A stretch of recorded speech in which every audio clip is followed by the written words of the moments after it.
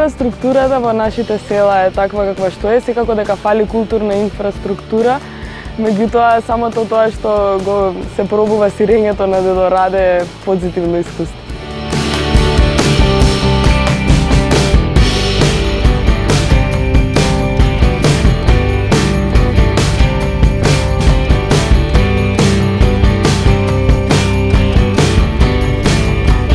Или дека Петрушева има направено едно истражување за патувачките кина низ Македонија. И свативме дека во Македонија има некој континуитет на патувачки кино уште од 1897 година, кои што ја посетувале или поминувале низ нејза како такви. Но за жал задниве 4-5 децении престанале да постојат. Но за среќа Македокс веќе 8 години со својот магаре оди по селата и прекажува филмови.